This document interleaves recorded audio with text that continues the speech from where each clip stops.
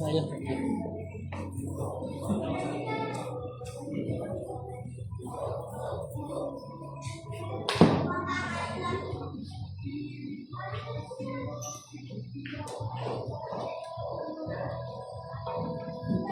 Amen.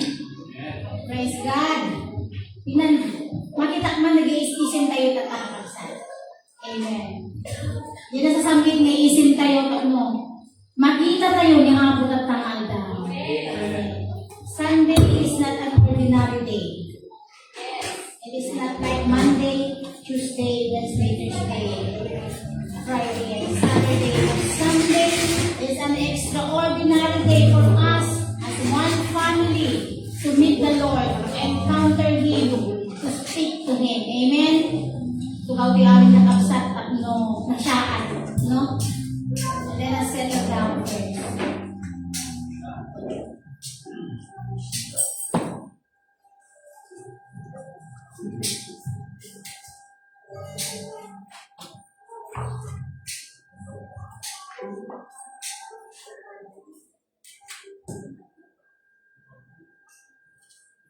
Bago natin awitan ang ating Panginoon sa mga sandali nito, sino ang may gustong makausap ng ating Panginoon?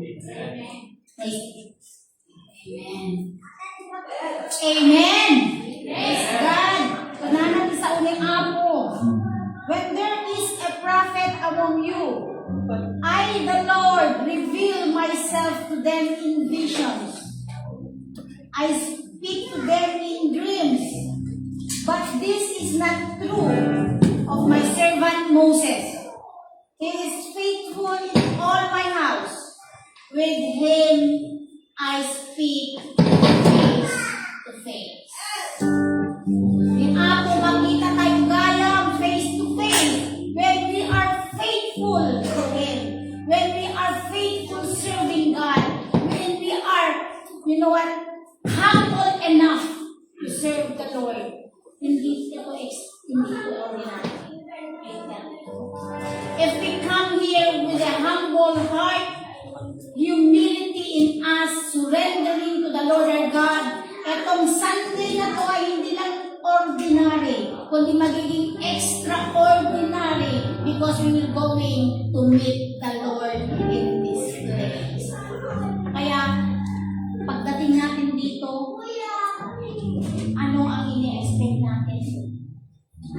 expecting to have a good music. But more than that, we must expect that we are going to see Him face to face through our faith. Totoo po na makikita natin ang Diyos. Totoo po na mararamdaman natin ang Panginoon kung ang puso natin ay gustong makita. Total surrender to Him. That's why mga kapatid, let us all stand. And we are going to worship the Lord with a surrendered heart, with a contrite spirit. Amen. Make this day an extraordinary day for the Lord.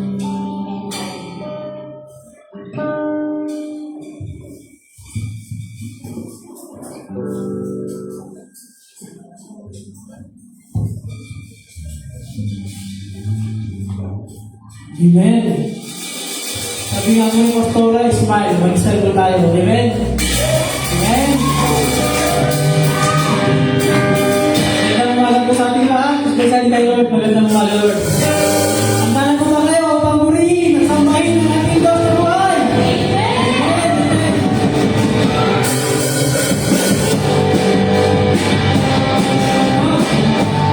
At pag-iyak, smile para sa inyo.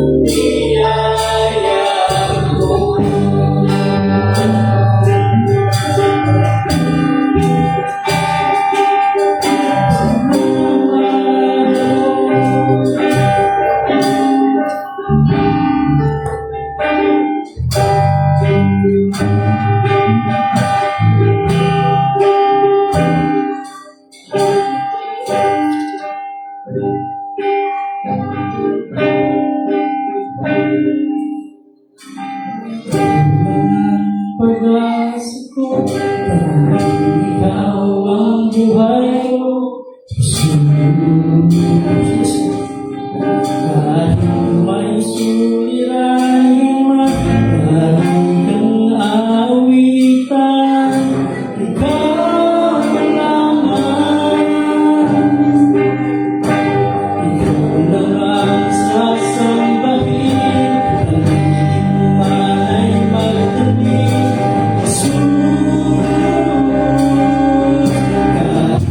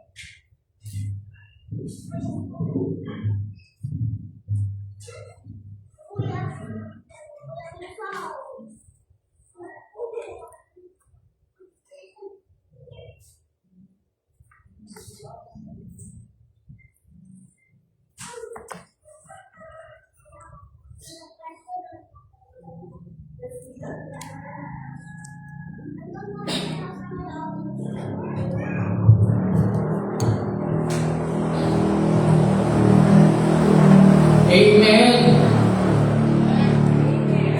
Magandang umaga po sa ating lahat, mga giligiliw, mga minamahal ng Panginoon.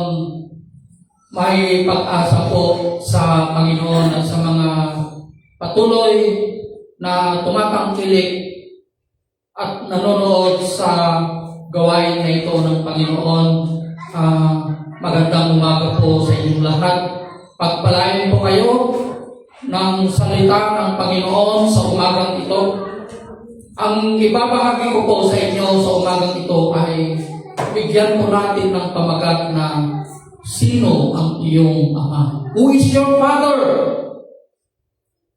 Sino nga ba ang ama ng ating Panginoong Jesucristo, mga ginigiliw?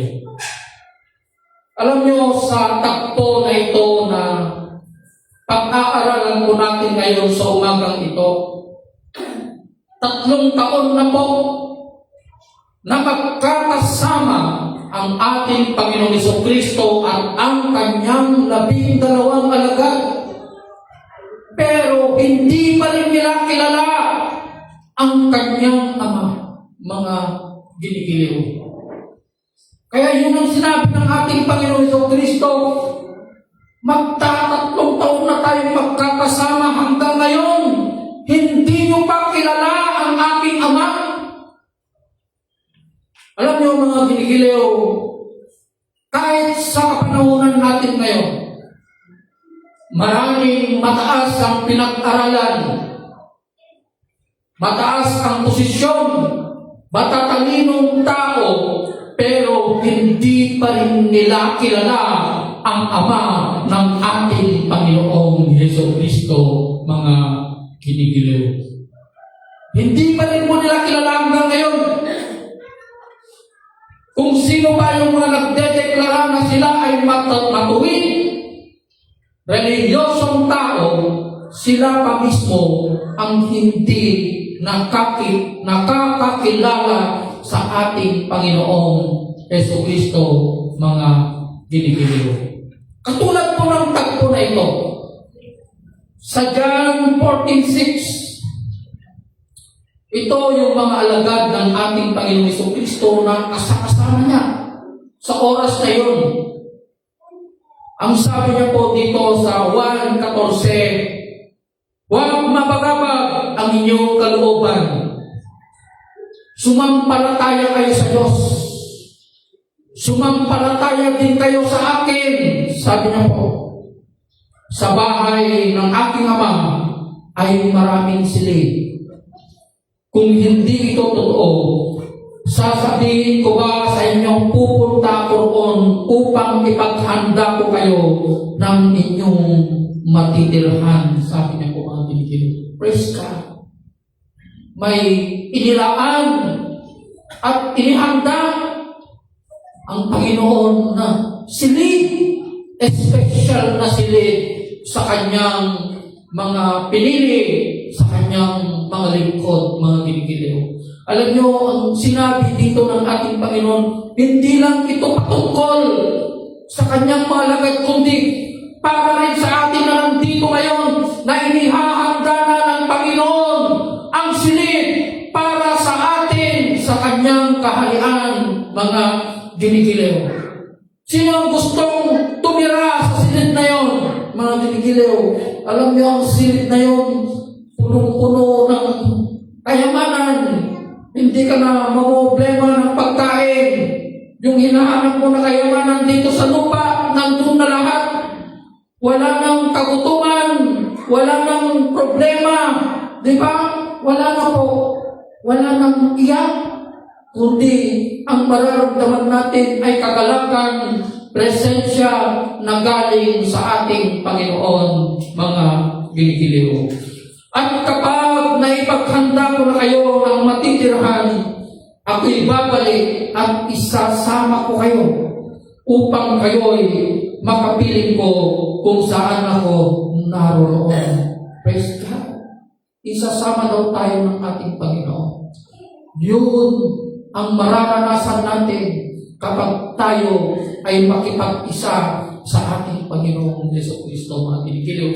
Sapagkat ang kanyang presensya, mga ginigiliw, dala-dala po natin ang kanyang presensya, ang kanyang kagalakan, mga ginigiliw. Alam niyo bang ibig sabihin ng joy? Yung sino ang nakaranas na ng kagalakan dito? Amen. I-explain ko sa inyo kung anong pagkakaiba ng masaya at kagalakan. Ang masaya kasi, nagkaroon ka ng bagong sasakyan. Masaya yun. Grabe yung saya. Masaya ka, di ba? Or nagkaroon ka ng bagong bahay. Masaya yun. Bagong damit. Masaya yun. Pero iba yung kagalakan na galing sa Panginoon. Yung kagalakan, yung joy, yung nararamdaman mo na yung puso mo umaapaw ng saya, maiiyak ka sa sobrang saya. Yun ang ibig sabihin ng presensya ng Panginoon. Yun ang ibig sabihin ng kagalakan, joy that comes from God, from Jesus Christ, mga ginigiliw. Magkaiba po yung kagalakan na galing sa Panginoon. Mga ginigiliw, ikaw ay aawit, ikaw ay luluhod, ikaw ay iiyak. Sa presensya ng Panginoon, yun ang mararamdaman mo kapag maranasan mo ang kagalakan na galing sa Panginoon, mga ginigiliw. Sabi niya dito, alam na ninyo ang daan patungo sa pupuntahan ko. Alam na ninyo ang daan, sabi niya. Kaya, alam niyo, ang sabi ni Tomas, no? Panginoon, hindi po namin alam kung saan kayo pupunta. Paano namin malalaman ang daan? Sabi niya. Hindi pa niya alam ang daan. Kahit sa kapanahonan natin, marami pa rin ang hindi nakakaalam ang daan, mga ginigiliw. Ano nga ba yung daan na sinasabi dito ng Panginoon? Ang daan na binabanggit dito ng ating Panginoon Hesus Kristo ay walang iba kundi ang kanyang pagkakatawang tao bilang isang Diyos, bilang salita, mga ginigiliw. Kaya sinabi niya, I am the way, ako ang daan. Sabi niya po, mga ginigiliw. Diba? Kasi alam niyo ang sinasabi dito, ang maling katotohanan.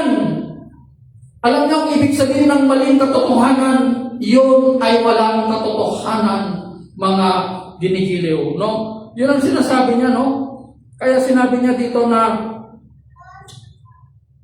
kapag mali ang katotohanan, na kilala mo na mali yung katotohanan na pagkakalam mo, yan ay magiging mali na rin ang katotohanan na malalaman mo, mga ginigiliw.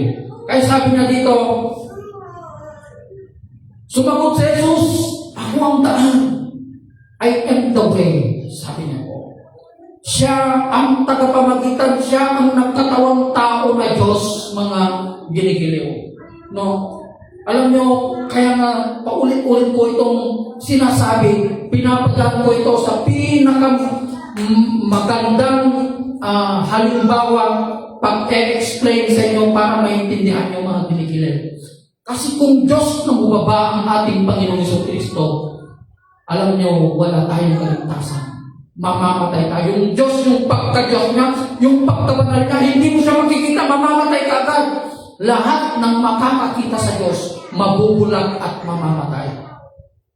Kaya, ang tanging paraan ng Diyos upang iparanas niya yung kanyang pagmamahal sa atin na sobrang marumi at makasalanan, nagkatawang tao siya sa pamamagitan ng ating Panginoong Jesucristo.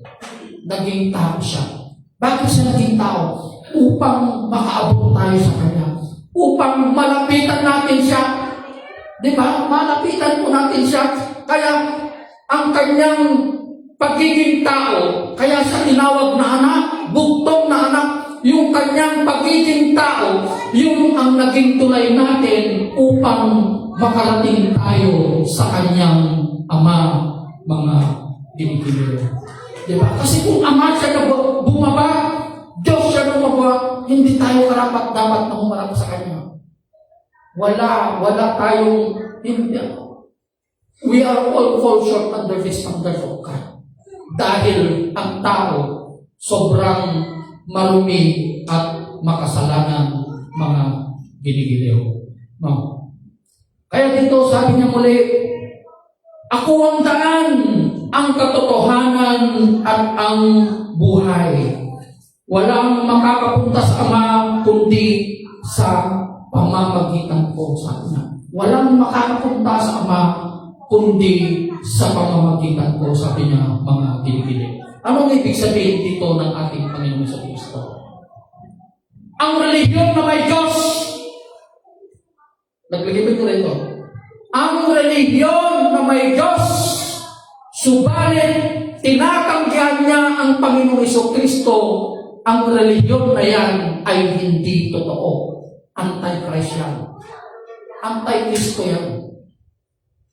Makikilala mo lamang ang kaloob, ang grasya, awa at pagmamahal ng Diyos kung ikaw ay sasampalataya, kikilalanin mo ang ating Panginoong Jesucristo bilang Diyos at tagapagligtas ng iyong buhay at kikilalanin mo ang kanyang salita, mga ginigiliw.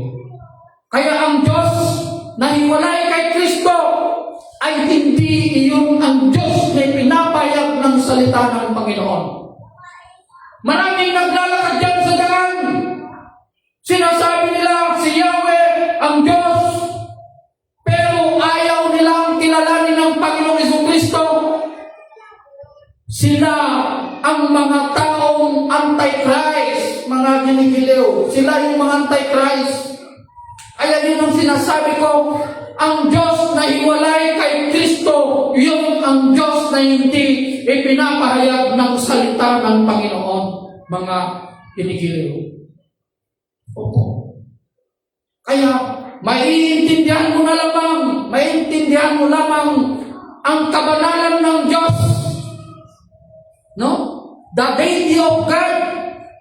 Kung kikilalanin mo ang ating Panginoong Jesucristo at kikilalanin mo ang kanyang salita. Kaya kung gusto mong makilala, magkaroon ng relasyon, pakikipagtagpo sa ating Panginoong Jesucristo, nandito ang kanyang salita. Ipapakilala niya ang kanyang pagka-Diyos, ang kanyang katangian bilang Diyos, mga ginigiliw. Alam niyo yung isang, kung natatandaan niyo si Nicodemus, isang abogado ng Israel, mga ginigiliw. No? Itong abogado ng Israel na ito na tagapagturo ng kautusan, na-share ko na ito. Pero another revelation, yung hindi na maintindihan ng born again, di ba? Habang nag-uusap sila, andun sa John 3:16, nag-uusap na. Sabi ng ating Panginoon Jesucristo sa Kanya, ganyan lamang ang pag-ibig ng Diyos ang sanlibutan sa Kanya. Hindi maintindihan ng abogado ito kung ano ang ibig sabihin ng sanlibutan. Bakit kaya hindi niya sinabi na gayon na lamang ang pag-ibig ng Diyos sa mga Israelita, sa mga Hudyo, Kasi sila ang bayan ng Diyos, di ba? They are the chosen people. Sila ang pinili ng Diyos. Pero ibang sinasabi ng Kristo na ito. Gayon na lamang ang pag-ibig ng Diyos ng sanlibutan. Ang sanlibutan kasi, lahat ng tao dito sa mundo. Ibinigay niya ang kanyang buntong na anak. Na sino ang sumampalataya sa kanya ay magkaroon ng buhay na wala. Sino naman yung buntong na anak ng Diyos na sinasabi ng Kristo na ito? Sabi, hindi na nagkaroon sila ng closure sa kanilang pag-uusap na yung isang patay sa kanya. Sino kaya yung buntong na anak na ito? The only Son of God. Hindi pwedeng mag-anak ng Diyos ito, sabi niya sa Panginoong Jesucristo. Kasi ito, kapintero, anak ni Maria at ni Jose, hindi pwedeng siya ang buntong anak kasi may mga kapatid siya. Andun yung mga kapatid niya na si Maria, kasi may mga naging kapatid din si Jesus, may mga half-brothers and sisters din po siya. Diba? Si Santiago, naging kapatid din ng ating Panginoong Jesucristo. Marami din siya mga half-brothers and sisters, mga dinigirayo. Sino kaya ang buntong na anak na ito? Hanggang ngayon, marami pa rin ang hindi nakakakilala ang buntong na anak na ito ng Diyos, mga ginigirayo. Kaya yung sinasabi ko po sa inyo, ang Diyos na naiwalay kay Kristo, hindi iyon ang tunay na Diyos na ipinapahayag dito sa kanyang salita. Kaya, kung ang isang tao, ay mali ang kanyang pagkakakilala sa ating Panginoong Jesucristo, mali ang kanyang konsepto sa ating Panginoong Jesucristo at sa kanyang Ama. Alam nyo, parang ay ayam lang kanya na, ialong-along na lang. Parang hindi siya masaya sa pagpunta sa church, hindi siya masaya sa paglilingkod sa Panginoon. Kasi, ang pagtingin lang niya sa Diyos na ito, maaring ang Diyos na ito ay nilikha lamang ng kanyang sarili, o nilikha lamang ng tao ang Diyos na ito, nilikha lamang ng kamay ng tao ng Diyos na ito. Kaya, parang ang tingin lang niya ay genie o isang lucky charm lamang. Pero kapag nakilala mo ang Diyos na nandito sa salita, iiyak ka, luluhod ka, matatakot ka ng gumawa ng kasalanan, mga kinikilig. Yun ang nangyari sa aking buhay nung nakilala ko ang aking Panginoon. Akala ko wala ng pag-asa.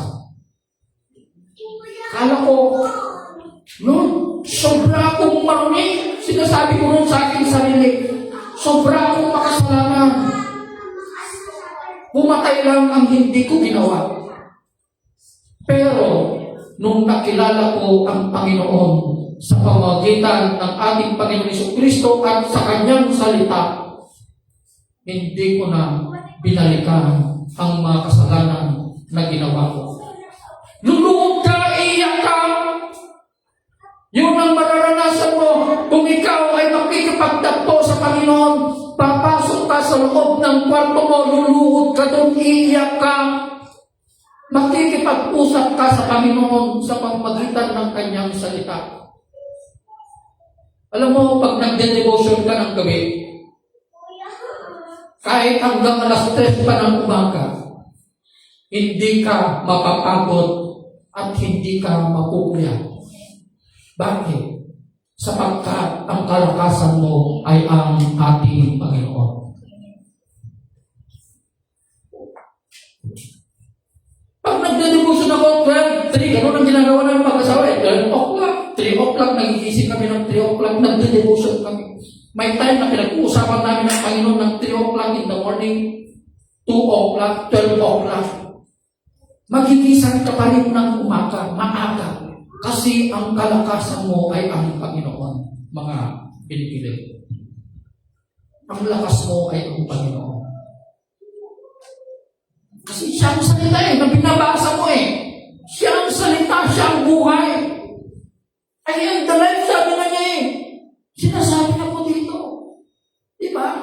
Pero, kung sinasabi mo na nagdebosyon ka, pero pag gising mo sa umaga, puyat ka, grabe yung stress mo, ibang Diyos siguro ang sinamba mo o dinebosyon mo. Hindi ako naniniwala sa Kanya. Malakas ka pa rin. Kasi ang kalakasan mo ang ating Panginoong Jesucristo, mga pinipili. Diba? Siya po ang kalakasan natin. Kaya, kung mali yung religion na pinasukan mo, parang nilalaro mo lang. Pwede mo lang, kaya mo lang gawin yung lahat ng gusto mo.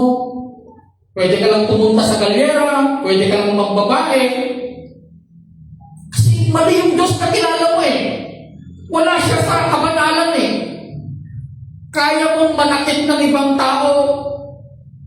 Kasi iba yung Diyos na meron sa'yo Hindi Diyos na nandito sa salita.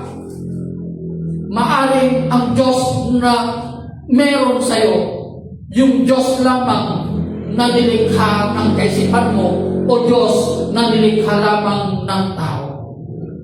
Pero, katulad nito, mga kinigiliw, kapag nakilala mo ang Jesus na ito sa pamamagitan ng kanyang salita, magkakaroon ng pagbabago ng iyong buhay. Katulad ni Nicodemus, kailan niya nakilala ng ating Panginoong Jesucristo na siya ang bugtong na anak ng Diyos?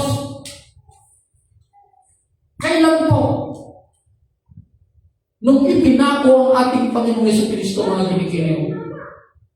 Nung ibinaba na niya mismo ang kanyang bangkay, nilagyan niya ng pabango, mira, at binalutan ng puting tela, mga kinikiliw. Yung ay pagpapahayag na kilala na niya ang Mesaya, kilala na niya ang bugtong na anak ng Diyos, mga kinikiliw.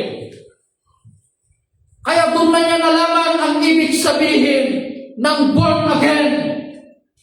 Na ang born again ay yung patuloy na pagsunod sa kabanalan at katuwiran ng buhay ng ating Panginoong Jesucristo. Kapag sumusunod ka sa buhay ng ating Panginoong Jesucristo, yung kanyang ilaw mapupunta sa iyo, mga kinikiliw. Magkakaroon ng liwanag sa iyong buhay. Napaka-imposible naman na sumusunod ka sa buhay ng ating Panginoong Jesucristo. Yung utak mo, kriminal pa rin. Bandido pa rin yung pag-iisip mo sumusunod ka sa buhay ng ating Panginoong Jesucristo. Hindi po maaari yun. Naniniwala na kapag sinundan mo ang buhay ng ating Panginoong Jesucristo, sigurado ako, your life will never be the same again. Yung buhay mo hindi na katulad ng dati. Hindi na katulad ng dati. Yung palamura ka noon, iba na yung lumalabas sa bunga mo. Praise God. Hallelujah. Alam mo yung mura ko noon, sa isang araw, pinakamababa siguro ang 200. Basta nagsalita ko, sa dulo ng pakikipag-usap ko, may mura. Kaya nga, nung pumunta yung kapatid ko dyan sa bahay na babae, may mga kapatiran tayo nandun. Mura ng mura, kaya nagtatawanan kami. Siyempre, iba ka na kasi. Iba na yung lengguwahe mo pag Kristiyano ka Hindi na, iba na yung lengguwahe mo. Talagang makikita mo na talaga na napakalaki yung gap talaga. Yung way of deal before, yung pakikipag-usap mo, iba na rin. Iba yung pakikipag-usap ng isang Kristiyano. maalumamay, may pagkagalang at saka anong tawag doon? May pagpapakumbaba, mapagparaya. Yun ang isang ugali ng Kristiyano. Pero kung wala ang mga ganon na pag-uugali, the fruit of the Holy Spirit na sinasabi sa 22-23, Galatians 5:22-23, ibig sabihin, hindi mo pa kilala ang Panginoong Jesucristo sa buhay mo. Kaya, kung gusto mong makilala ang Diyos, katulad ng mga lagad na ito ng ating Panginoong Jesucristo, ipakita mo sa amin ang iyong Ama, sabi ni Felipe, at masisiyahan na kami. Ano ka ba naman, Felipe? Sabi ng ating Panginoong Jesucristo, 3 taon na tayong magkasama, hindi mo pa kilala ang aking Ama? Ako at ang Ama ay iisa. Kaya nga tinawag na anak Kaya capital letter yung anak. Na yung anak na ito ay tao. Pinapatungkol niya yung anak na ito sa isang tao na nagkatawang, Diyos na nagkatawang tao. Mga ginikiliw. Opo. Kaya once na sinulat mo yan, alam niyo, kahit gumagawa ko ng devotion ko, nag-drive ako ng sakyan, pinipid ako ng Holy Spirit, nagde-devotion na kahit nag-drive ako, nagde-devotion ako. Alam niyo ang ginagawa ko? Sinesave ko yan sa cellphone ko. Ginagawa ko ng message. Pag gumagawa po ako ng gumagawa po ako ng mensahe, mga ginikiliw, no? Alam niyo, kahit sa notebook ko, capital letter ang pangalan ng God, Lord, Jesus. I-capitalize mo lahat yan. Kinakapital mo yan. Kahit sa cellphone lang, kinakapital mo yan. Yung ay paggalang sa Diyos. Opo, paggalang mo sa ating Panginoong Jesucristo, hindi mo pwedeng gawin na small letter yung God, God bless you, hindi po. God po yan, Diyos yan. Kinakapitalize ko lahat yan, even sa sulat ko lang. Hindi ko dinadaya. Kahit pangalan ng Panginoon, kinakapital letter mo yan. Opo. Yun na isang pagkilala sa kabanalan ng Diyos. Pagkilala ng kanyang pagka-Diyos. Pero kung maliit na God pa rin, ang ginagamit mo, ibig sabihin, iba ang Diyos na sinasamba mo. Hiwalay na Diyos ang sinasamba mo. Mga ginigiliw. Diba? Kaya dito nila nakilala, mga ginigiliw, na ang Diyos, ang ating Panginoong Jesucristo ay iisa. Mga ginigiliw. Mawatan yung kapsa, mga nagbalik na tao na ako Jesucristo. Hindi dahil para sa Kanya yun. Nagkatawang tao dahil sa atin, dahil sa kasalanan natin. Oo, gapuin ibaso tayo kapsat. Ang tanging paraan lamang ng Diyos upang mapawi ang kanyang galing sa tao. Tapno maibsan lang para maibsan lang yung kanyang galit sa kanyang nilikha. Kailangan niyang magkatawang tao sa pamamagitan ng ating Panginoon Jesucristo upang ialay niya ang kanyang buhay para sa kapatawaran ng ating mga kasalanan. Isipin niyo yung kanyang pagkapako sa krus. Lord, imagine that. Sa bawat saplit, kata saplit dahil kinabi sa Kristo, dagijay tibayat, tibasong tayo kapsat. Dagijay parang bugbog na kanyata, dagijay tibasong na karamidin tayo tinang daw. Dagijay kapsat. Yung paglatigo nila sa kanyang katawan, nukuyudan dati di kalaki ko kabsat, sumurot di dilasag na. Ang kapailangan na magkonsensya ng garamit tinakis. Hindi ka ba yung ba nakukonsensya? Diba? Lord, grabe naman ang ginawa mo. Maiiyak ka. Yung iyak na yung mapapalitan ng kagalakan. Subukan yung mag-stay na mag-isa sa kwarto nyo. Basahin yung salita ng Panginoon. Iiyak kayo. May time na habang binabasa ko, consider yourself every time na binasa mo ang salita ng Panginoon. You are part of the story. Hindi ka pwedeng basahin mo ito, hiwalay ka sa istorya. Laglagi kong dahil ang nanonood dyan, dahil ito yung nabinasan. Magipatpatang ka dito eh. You are one of the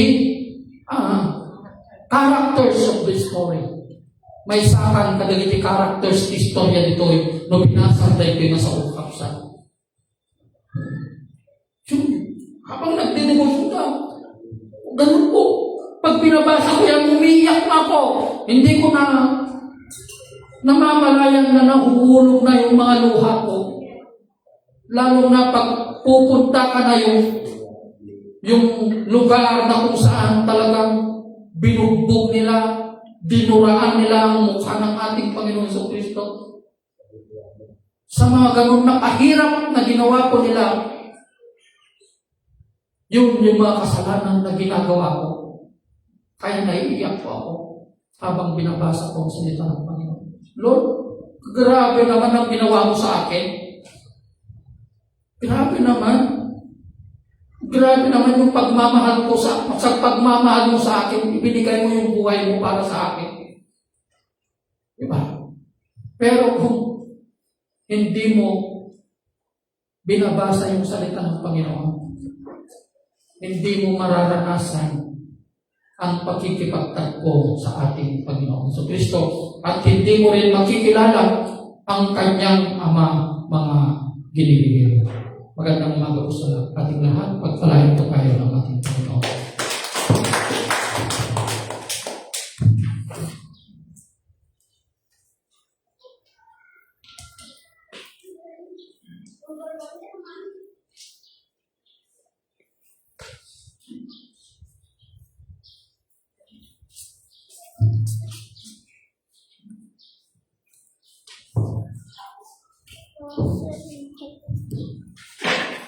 Amen. Praise God. Napakaganda po yung mensahe ng ating Panginoon. Meron lang po ako gusto i-point out doon na kilala mo ba ang iyong ama? Diba? Kilala mo ba ang iyong ama? Meron kasabihan na sinasabi niya doon, tell me who your friends are and I will tell you who you are. Balik ka rin natin. Sabihin mo sa akin ang inyong ama at sasabihin ko sa iyo kung sino. At kung sinasabi natin ng Diyos ang ating ama, makikita sa atin ang attribute niya.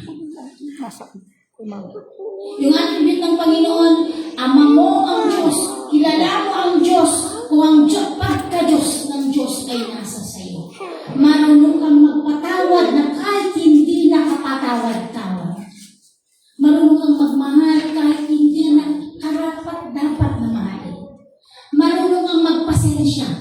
Hindi ka magagalitin. Ang mga yun with the fruit of the Holy Spirit was there. Is there, God? Anyway, there's one point na sinabi niya doon na paano sa puso ko. Nasabi natin, magiging special tayo. Dahil ang sinabi ng Panginoon, mauuna na ako doon. Naman nag-share si Pastor. No, grabe naman. Diyos yun.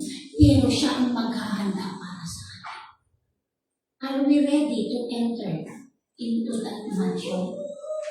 Ready ba tayong pumasok doon sa inihanda ng Panginoon sa atin? Balik mo nga saldi doon sa John 14. Ano yung 14? Hello, batid. Sige. Yung mga Bible natin, natin. Sinabi niya, mauuna na ako doon upang ipaghahanda ko sa inyo. Ipaghahanda ko ang silid na titirhan niyo. Ama natin ng Diyos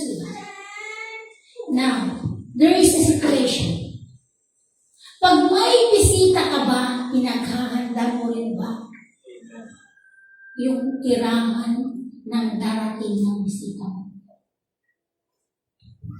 Abay, ang nagkatitan, nadalugin ko na sa mga sampitan na. Ang Panginoon ngay, maunang Diyos yun. Panginoon yun. The Almighty